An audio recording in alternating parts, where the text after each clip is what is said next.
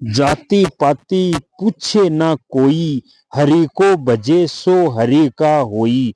31 मार्च 1988। Summer सदगुरुदेव श्री रामलाल जी सिया की जय हो। दादा गुरुदेव ओम श्री गंगाईनाथ जी योगी की जय हो। सभी गुरु भाइयों और गुरु बहनों को जय गुरुदेव, जय दादा गुरुदेव। आध्यात्मिक मार्ग पर चलने वाले सभी योगियों को जय गुरुदेव, जय दादा गुरुदेव। इस मार्ग पर केवल आपको मंत्र का जप करना है। घर में रहते हुए आप आराधना कर सकते हो, कहीं भी बैठकर ध्यान कर सकते हो। श्री समर्थ गुरुदेव रामलाल जी सिया की तस्वीर से ऑटोमेटिक ध्यान होगा। वही कल की अवतार है, 10वें अवतार है, अंतिम अवतार है। जो होगा उनकी तस्वीर से होगा।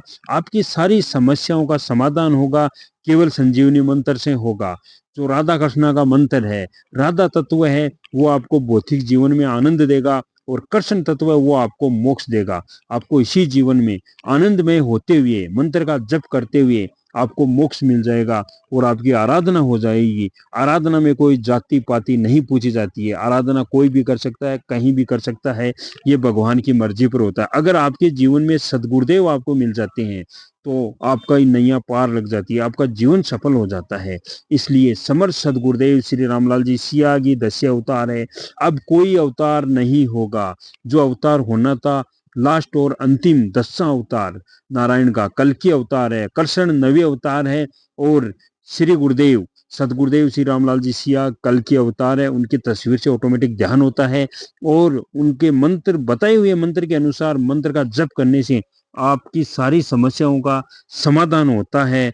जो आपको मंत्र का जप करना है, जो मिलेगा मंत्र का जप करने से मिलेगा। सदगुरुदेव बताते हैं कि अगर आपको मंजिल तक जाना है तो मंत्र का जप करना ही पड़ेगा, तो ही आपको मंजिल मिलेगी। इस आराधना में भोग और मोक्ष दोनों है।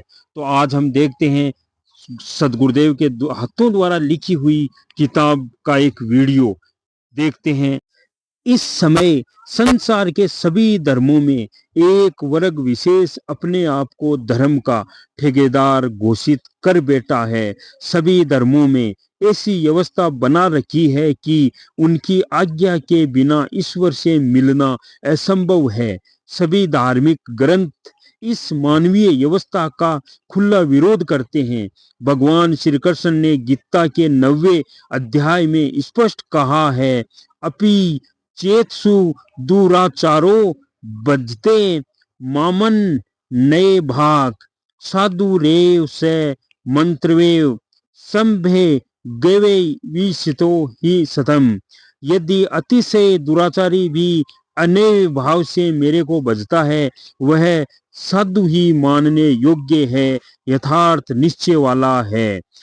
कृषि प्रेत भवती धर्मात्मा सवेच गच्छन्ति निग गच्छन्ति कौन ते प्रति जानी ही न में भक्त है प्रण सहेती।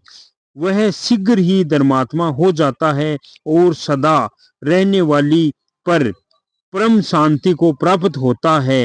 हे अर्जुन, निश्चय पूर्वक सत्य ज्ञान जान, मेरा भगत नष्ट नहीं होता है।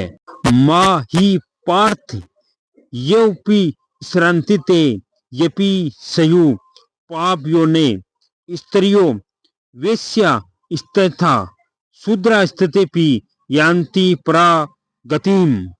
क्योंकि हे अर्जुन, स्त्री वैश्य और शूद्रादिक तथा पाप योनि वाले भी जो कोई होवे, वे भी मेरे शरणागत होकर परम गति को प्राप्त होते हैं।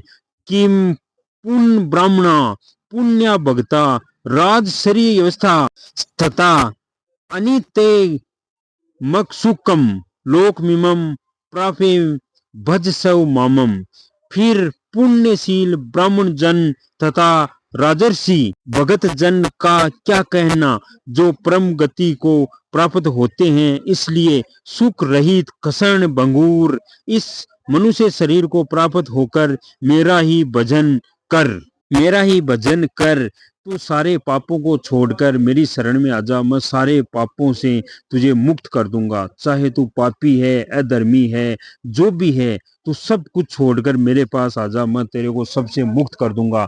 भगवान श्री कृष्ण गीता के अध्याय में ये बताते हैं। अगर कोई अधर्मी भी है, पापी भी है, सब कुछ त्याग कर अगर भगवान के परम शरण में चला गया वो साधु ही कहलाता है और उसका कल्याण हो जाता है। इसलिए आपको ये आराधना करनी चाहिए। गुरुदेव का आध्यात्मिक मार्ग है, सिद्ध योग है, इसी से मिलेगा जो आपको मिलेगा। जय गुरुदेव, जय दादा गुरुदेव।